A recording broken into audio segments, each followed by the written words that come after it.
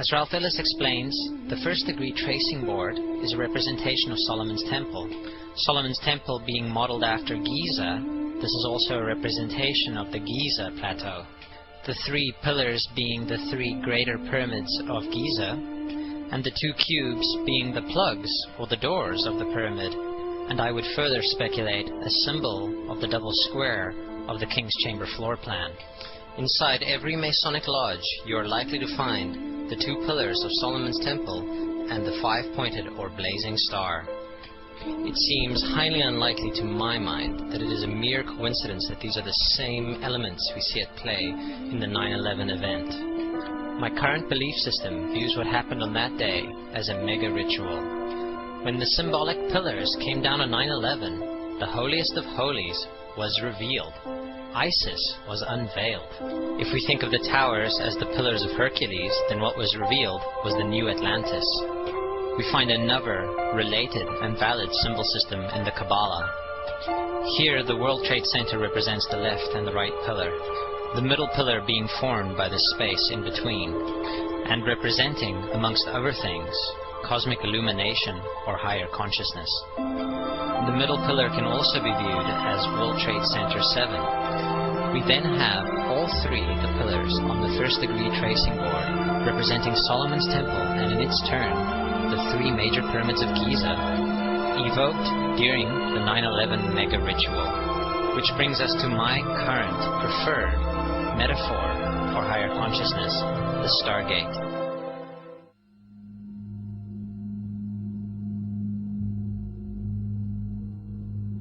This corporate sculpture, which used to stand in between the twin towers, is called the spherical caryatid. It was made by artist Fritz Koenig, and was nicknamed the Sphere. Let's have a quick look at Earth's Consensus library entry about this piece and see what we can learn. We see that Koenig made this thing in Bavaria, the same place where the Illuminati was founded. The most interesting fact about the placement of the sphere at the World Trade Center Plaza has to be that architect and designer of the World Trade Center, Minoru Yamasaki, intended the plaza itself to be a representation of the Grand Mosque of Mecca, the sphere in particular taking the place of the Kaaba.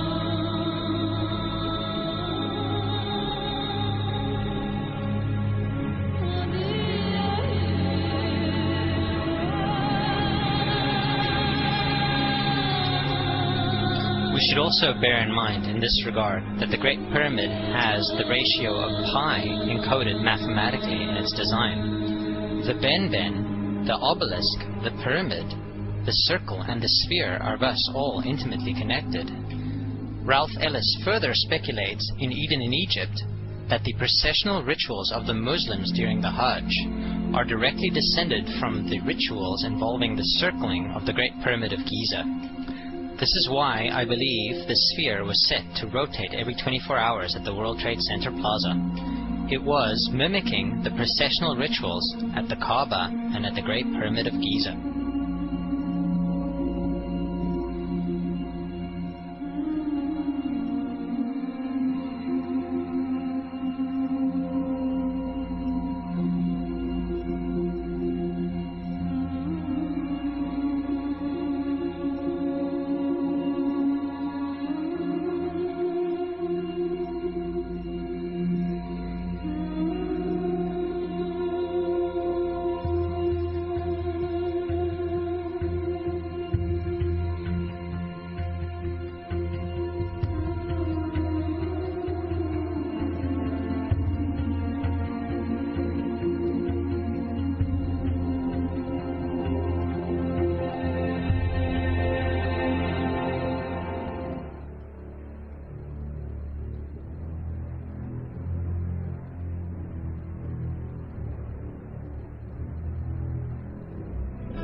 In the religion of the mystery schools, they believed that man was held prisoner in the Garden of Eden by an unjust and vindictive God,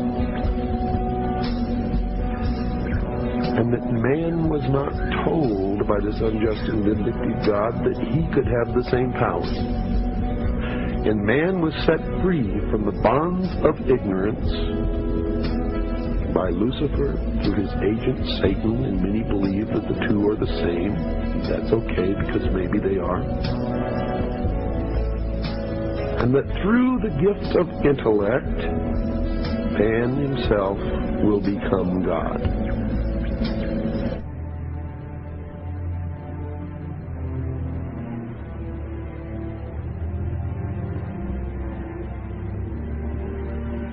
When the Titanic left, it was declared the unsinkable ship. If you do that, Allah will sink it, just to spite it. You can't do that. When they made the Challenger, now you know what Challenger means in Arabic? Mutahaddi. It's a very bad word. Who are they challenging? They're sending it off into space. Who are you challenging? Challenging who? Allah subhanahu wa ta'ala? Well, look what happened. He'll just blow you up. That's what Allah will do, till He just blow you up. And then they say, oh, it's a tragedy. The 7th grade teacher riding on raw technology. They put a 7th grade teacher into raw technology, thinking that they're قادرين عليها حتى ظن أهلها أنهم قادرون عليها. They thought the people, they'll become so deluded, Allah says in Surah Yunus, they will become so deluded that they think they're all powerful over the earth. Right, so they take off on the Challenger. Allah, you want to call it Challenger? You'll see how long the challenge lasts. So as we start to look into the numerology, what we're looking at is a tree of life. And this is something that the magicians use, and what I believe to be a map of the extra dimension. So as you're looking into this map, there are 10 spots on it, and they are called the Sephiroth. And within these Sephiroth, you have your Trinity at the top. So this is the all, the one, looking at itself and creating a reflection. You go up from the bottom up to the top, you have 10 points. 10 being God, 10 being the hermaphroditic symbol, 1 and 0. So as you come up to 10, that is their God, that is 10, that is the hermaphrodite. But if you stop at 9 and you skip to 11, skipping God, then you are a Luciferian. Because 11 is the number of the magician, it's the one step above. Once you have accomplished the tree of life, you are now the magician, you are one above 10. But they're doing it by skipping God. That's the symbolism of 9/11.